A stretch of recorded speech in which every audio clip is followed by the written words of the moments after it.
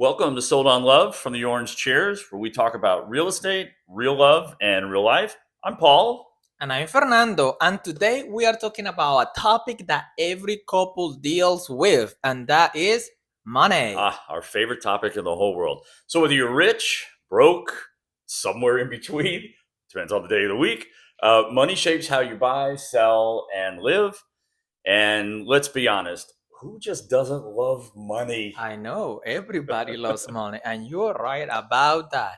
And this episode is for everybody from luxury badgers to first time buyers, renters ready to make a leap and a next move. And also, it's because it's how you feel about money, and it's just as important as what's actually is in your bank account. Yeah, let's not talk about bank accounts. So today, right? Again, it depends on the day of the week. We talk about mortgages, money moves, making decisions together, which is really important, without losing your mind or your relationship. And sometimes that's kind of hard because money tends to be one of the top reasons couples don't hold things together. Yes, that And is so true. yeah, and it's generally the top reason a deal does or does not go through. So money flat out matters. Yes, I agree with that. But before we start with all of that, let's talk a little bit about the past few weeks. We've been super busy, which is great. And we're glad to be back and ready to go. But between real estate, starting to build a new business, regular life, gym life, we feel like we're training for a marathon and now doing a closing sprint. Yes, that is so true. And we have been working really hard because let's be honest, we want to end this year in a better shape. And we are not talking just about in business, we're talking about also fitting in our jeans too, and also muscles. That's true.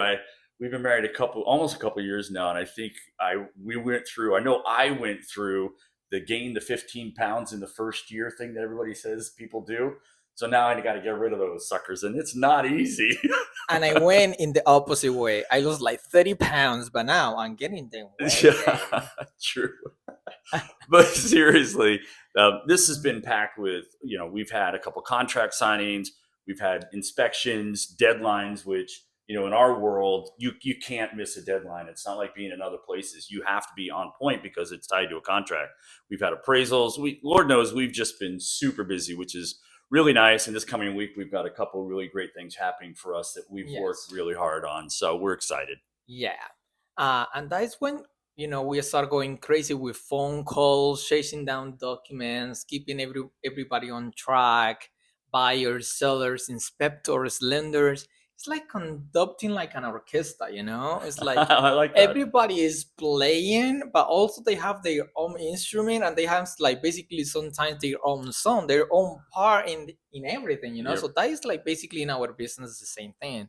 I agree. But hey, the good news is it's been nice out. We've had sunny days for the most part. It's a little cooler out. This is the Florida that everybody loves. And we can go do showing houses now. We don't need an umbrella in one hand, lock boxes and super keys and all that in the other hand. So that's kind of nice. Yes, and I mean, we haven't exactly made it to the pool parties or the beach lately or things like that going on town because we have been really busy. But it's definitely better showing homes in Sunshine, sunshine. I agree. And plus the hot tub's a lot more convenient for us when it's not raining. And Oh, of if you course. if you saw some of the things we do, because we still go out in the hot tub when it rains. As As long long as it's not Yeah, the lightning. lightning or thunder is out, but we still go out there and we have learned how to build this little, I don't know what you would call it, fort. We'll call it a hot Yes. tub fort where we protect everything in case of rain. So it's actually kind of fun. Yes. But at Next least time we will show you a picture. and that's our escape from the chaos. So So yeah, well, with all the chaos, it's a reminder that even when life gets busy, we are building something that we love together. We are working really hard for our dream, for our goals. yeah. And if you go to our social media, you see that we project that there every single day. Yeah, I agree. And it's hard work, sunshine, and some teamwork. That's sort of the words I own their way. I Yeah, love that. absolutely. So let's start with mortgages. Because for the most people, that is the scariest part. But this is the most procrastinated people Yeah. think that is like really scared of doing this part, Yeah. But if you don't take action, you're not gonna be able to Yeah, do it. exactly. And really being prepared in that space is really important. All the years that I've been doing mortgages, it is scary. Even when I did my own, applying for mortgages as someone who did that for a living, it's still kind of scary. So I understand why people feel that way, but it doesn't have to be. Just get pre approved. It's like turning on the lights in a dark room. Suddenly everything is just more clear. That pre approval is kind of like your golden ticket, if you Yes, will. It is yes, I so agree. helpful and gives you such confidence in moving forward. I agree with that. And and whatever you're buying a $250,000 condo or a $40 million house, the process starts the same. You have to get a clear picture where you stand, and so in that way you can make better decisions about your finance and what and how much you can spend. Yeah, that's a great point. We run into that a lot, don't we? It's really important to get a clear understanding, knowing your credit score because that does make a difference. However, let me just tell you, come talk to us if you have any questions about your credit score. We'll explain to you what things you can do as well. But know your credit score, know your income, your debts, your comfort zone, and Fernando and I might actually have different comfort zones. Sometimes, when we're doing things and we do talk finances and money, we do have sometimes different viewpoints. It doesn't mean Yes. either one of us is wrong. We just have viewpoints that differ. So just don't look at the top number the bank gives you and says you can go spend this. Just make sure, hey, are we okay spending this all on a house or is this too much? Yes, I agree. And also, that's how you enter a house poor. And fighting over who gets to keep the motor like a 72, like the AC, it's like kind of us. It's That like when we go to bed at night, I like to feel very cold, like 70 or 68 or something like that. And Paul is like, I'm freezing. And it's like, it's good. Okay, the funny part about that though is when I wake up in the morning, what is the first thing you tell me to do every morning? Can you put the AC off? Like, put it down. It's too cold Yeah, here. exactly. Okay, so But uh, well, you're my teddy bear. yeah, exactly. See, and I just emit heat, so you gotta just Yes, warm me that up. is true. All right. So here's a tip for you. Based on your budget on try and base your budget on maybe one income when buying a house. And I recognize in today's environment that's harder to do than it probably was years ago. And that was always sort of a key point many, many years ago that we kind of worked through in the mortgage business kind of as a tip. But it is a safe way to maybe protect yourself and not get yourself you sort of house poor, where Yes, almost all your money is going to a yes. mortgage.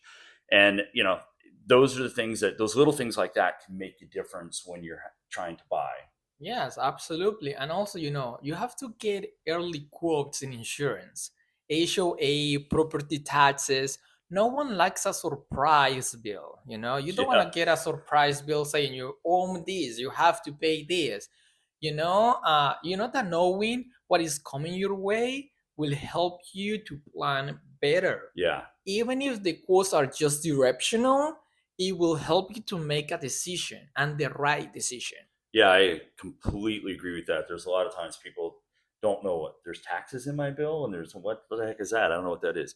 And remember, you're allowed to shop around for lenders as well. Get or take the loan estimate that you get and compare it to others' rates and fees. A small change in interest rate can make such a huge difference Yeah, it's on money you huge. save. It makes a difference in maybe your monthly payment a little bit. So there are things to do, and you're not locked into one lender. If you see a lender and the estimate freaks you out, Go take to another one. take that And estimate and go to see somebody else. yes, you have the right to actually, like when I say, like when you go to buy, let's say, a pair of jeans, you go to different stores. You don't just go to the first one and buy the first one that you found.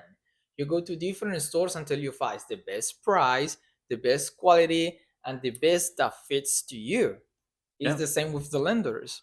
yeah, I agree. I mean, at the end of the day, just be comfortable with what you're spending and that you feel like it fits within the budget that you have Yes. decided on. I agree. So, and the bottom line is no matter if you have a lot or a little, the principle is the same.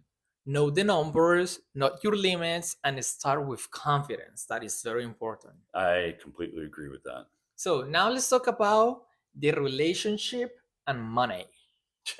Because buying a home together can be like taking your relationship to a boot camp. What do you think about that? it's like Army, huh? Okay, I like that. And boot camps can be pretty scary. They can be. I've Yeah. never been to one. I've been to camp before, but anyway, you'll find out who the saver is. That's for sure, and who the spender is, and who maybe has a secret Amazon Prime addiction.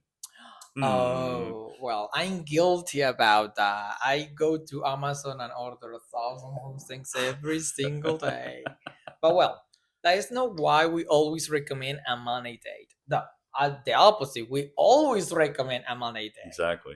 So sit down, pour a drink, and lay it out, like what is your credit scores, what are your savings, your debts, even the scariest stuff.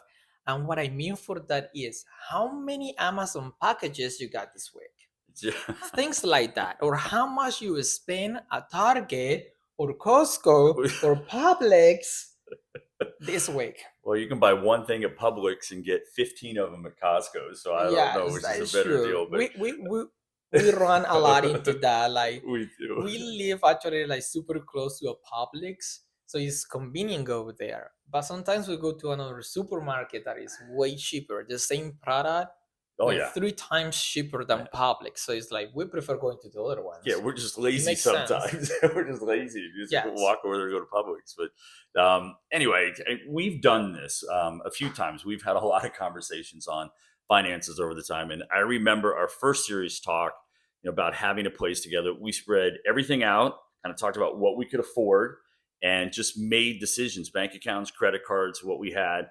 And I'm telling you, as a newer couple, just going over, old tax returns and what you made and what you're going to make this year, it's kind of vulnerable. It does make you Yes. feel a little, I don't know what the right word is, but I mean, I didn't feel bad or anything. It just like, it's all out there. So you Yes. have to, you're making decisions now together. It's like now that we are planning our next year. So like our next year budget. So we were just sitting the other day talking about how much we own in credit cards, the debts that we have, our credit scores. We were sitting down for hours doing that, the budget for the 2026. Yeah. So sorry. I agree, and he made a good comment that it's no judgment, Yes. just facts, right? No, not blaming or any decisions that were made in the past because you can't fix any of those. Yes, you cannot fix any of Now that. you just go forward. And Right. when we did that, it was good. And after that, we feel like a team. Yeah. As a couple that we do always talk about our dreams and the things that we want to do. And we know they won't happen if we aren't in a good place financially. You have to be in a really good place financially, but also emotionally. Yeah. And dreams aren't always cheap. So you have to keep that in mind. That is so true. We have pretty expensive dreams. We do. That's one thing about us. And I love that about us, actually. We have a lot of shared things that we want to do. Even when we didn't know each other, those were things that you wanted or I wanted. And as we, over time, we've, you know what I mean? And I love the fact that they merged. Yes. So, yeah, I agree. So it's good that we felt like a team, but money conversations can be intimate. They can be really scary if you don't approach them with really honesty and respect. Yes, you have to be honest. Yeah. You have to be honest. Like if you owe more than you have, you will have to tell your parent. I'm going through this. You don't have to Yeah. lie about it because like once you are in a relationship, you became or in a marriage, you are not just you or me. You just became one person. You are not two anymore. All your finance go to one. Yeah. That is what we do. Our incomes, we don't take Paul's income on Fernando income and who makes more, who make less. We combine them together and we just make as one. And from there we spend all our money and expenses, the things that are gonna go to savings, taxes, and all of that. Yeah. And then exactly. the money that is left, we use it together too, because we basically do everything together. Depends how much money we have left. We either go to Publix or somewhere else. That is so true. Okay, something that I recommend every time for couples is ask yourself this question. Are you ready for that question? I'm ready for that question. If we have to start over financially tomorrow, and what I mean is over, like from zero, what would you do first? Yeah, and what would you do, Paul? Yeah, I've kind of been there before. So first, we would have to still have a plan. I mean, we need to be We need to be on the same page. So there has to be a plan to have some sort of financial stability. And once that's done, honestly, I buy real estate as soon as I can. And Yes. I did that years ago and kind of wobbled off of that path before, but I would do that again. That would be one of the first things I do. And I've seen it time and time and time again. Owning real estate is a builder. So whether I would get a condo, a duplex, or something that just allows me to build Equity, equity. Yeah, yes. exactly. And I say that because I've had so many chances in the past. Um, some I did and some I didn't. And I do sit here today saying, man, I wished I had really been better in those moments on those decisions. Wow, that is actually very encouraging for the people that is listening to us now, because there is a lot of people that feels like they have to stand from scratch, but it's never too late to be in Yeah, to do it, I agree.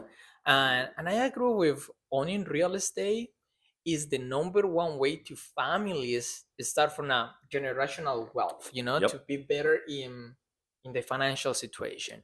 And if you do it right, it can be actually a game changer. it can be, and we've talked about that before, and that's why we kind of fell into real estate too, of working this together. Is it, we know what it can do. We've seen the impact that it's had for others, and we know it will have that impact even for us. So Yes. yeah, so let's talk a little bit about the part of money that no one really wants to admit to, and that is the emotional part. And probably why is that such a big deal? Well, because that really is the place where things go off track for couples. The emotions tied to spending are real. Yes.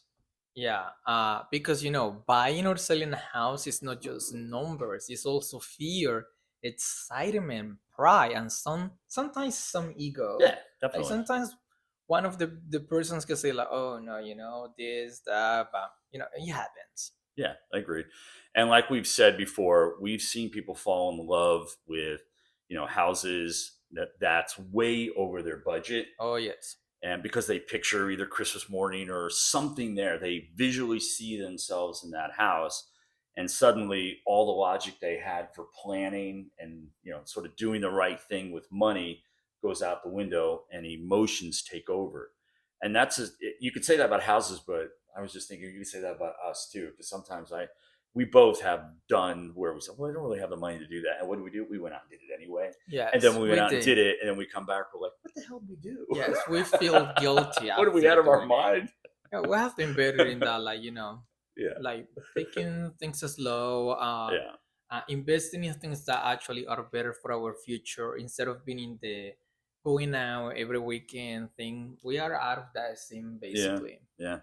It's funny because we're both sort of impulsive is the right. Not sure that's exactly the right word, but we both have this little on-off button. Sometimes we're like, yeah, let's go do Yes. that. So like Paul was saying before, it could be, kind of scary, but we have some probably in the past clients that or people that walk away from a great deal just because Oh they yeah, way is scared of making a commitment. You don't have to be scared if you actually think smart and wise and you think you're making the right decision. Just do it. Don't let the fear take over. yeah. I well said. And here's the thing: money does trigger us. I mean, it does bring up emotions. Does bring up maybe for some of you trauma or lessons learned, and for some of us, insecurities of, am I repeating the same things that I might have did in the past? Yes, I have to admit that I used to spend money like like irresponsible, like crazy, but I've been learning that sometimes spending is investing, and I did that a lot in the past. I invested in my future, like in Yeah. what, I own a photography business that is Lorsa Photography, so in case you need a photographer, Lorsa You Photography, got that plug in there give us a again. call. That's well done. So I own my photography business, and in the past, I started investing in that. Like buying a lens, buying a new camera, buying a light, buying. And when I was in class, I was telling my classmates, "Why you don't start from a little bit? It can be a new lens, a new camera, just Yeah, one light." But at the end of the career, you have everything to open your photography yeah, studio. Nobody listening to me at that time, and I was the only one that when we ended the career have everything to start his own business, and I did.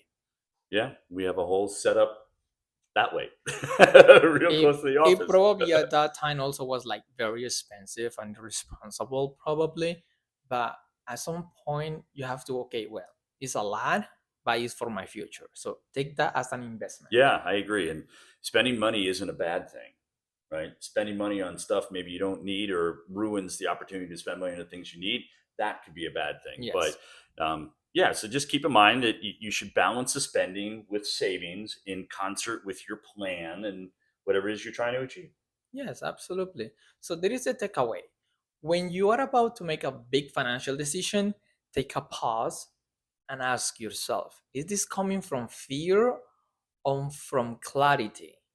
Is this the right decision or the wrong? Take the time and ask those questions to yourself and to your partner too. Yeah, good. Those are good questions because fear makes you kind of freeze and don't think, and clarity lets you actually see sort of the big picture and act wisely. So, I can also say surround yourself with pros or people that know information who can give you facts or at least guide you and help you in making decisions so you don't panic and you're Yes. coming from knowledge. And that is where the Lord's Sovereignty comes from you. We are Exactly. the experts. We Exactly. know what we are doing. And if you want an amazing person that has been in the mortgage side and now is in the real estate side, that is Paul. Paul has been for 35 plus years in this industry and he can take care of any problem that you have easily, just like this in a second. Ah, thank you, And babe. we saw that in a few couple of deals that we are like under contract right now, with a lot of problems with those deals in the mortgage side, and Paul just came and gave them solutions, instead of making the problem bigger. He just came and gave them solutions, and that was like impressive. So I was like really impressed about that. Ah, thank you. I appreciate that.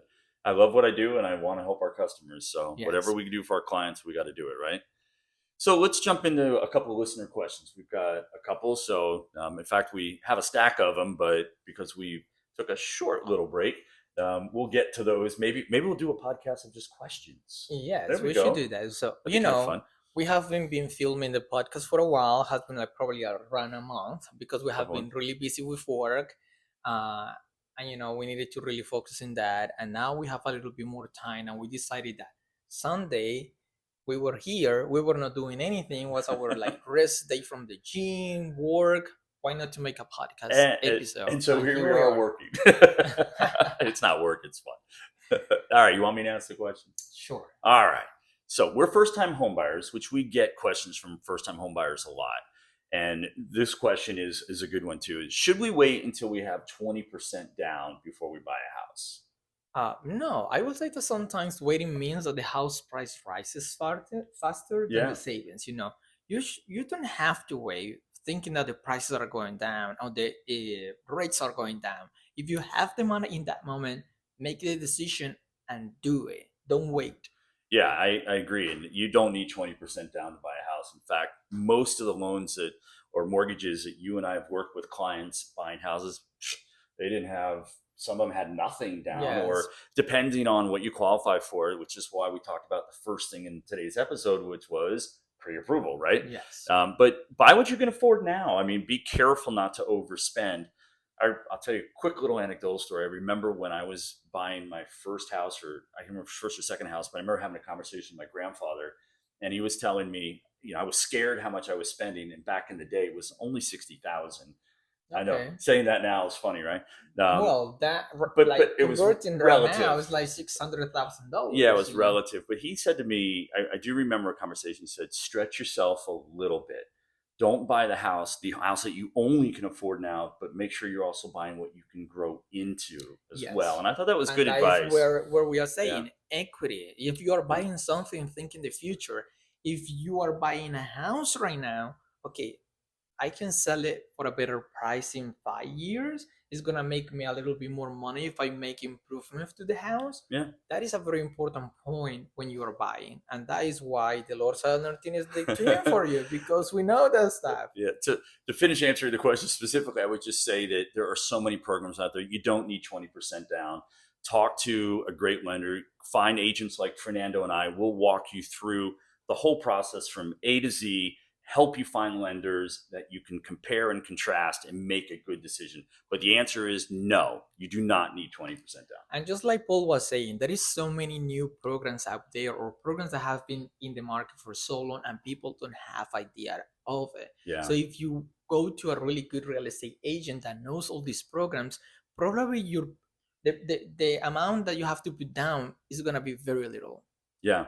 And I would say those specifically those that are renting right now and maybe thinking about moving to a new place where you have to put another $10,000 down because you need first, last months and security deposit, give us a call. We'll save you that money, so to speak, where you can invest it into a property of your Yes, own. So absolutely.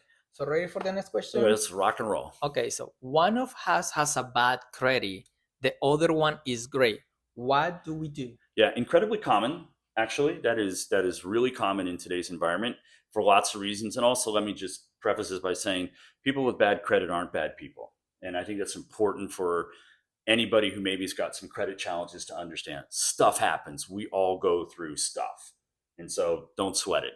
And that's why if you talk to a lender and you talk to good real estate agents, you'll learn that that's you can overcome that with a good plan. So Yes. sometimes paying down a single card or correcting one error or doing again, there are just so many different ways that somebody can help you overcome that. So yes, that is so true. And remember, it's not just adjustment of worth. This Yep. is just a number, and that can change. Things happen in life, you know. Yep. Anything can happen, and your credit score can go down points. But it doesn't mean that you are a bad person, like Paul was saying at all. You know, it just means something happened that you have to correct over time, and that is what Paul was saying. You need the right people to make you and help you overcome that. Yeah, exactly. I mean, we could give you example of that, and I'll just say we closed and funded on a loan that Fernando and I were working with that client for over a year, and one of the biggest things that had to be done was fix credit. Remember? Yes. And involving the lender did a phenomenal job Yes. working with the client on what they needed to fix. Yes. It took a while, which some things it has to. But you it got know, done. you have to do it. Like I was just saying, that happens over the time. That is not going to happen in 1 day or 2 days. So if you are ready for your finance and you know where you stand, just make the move. Yeah, I agree. So, what's the biggest mistake couples make when buying? I would say that looking houses before they setting the budget, or even not having a plan, or even Yeah. don't being pre-approved. Yeah, I agree. That is a big mistake. Why?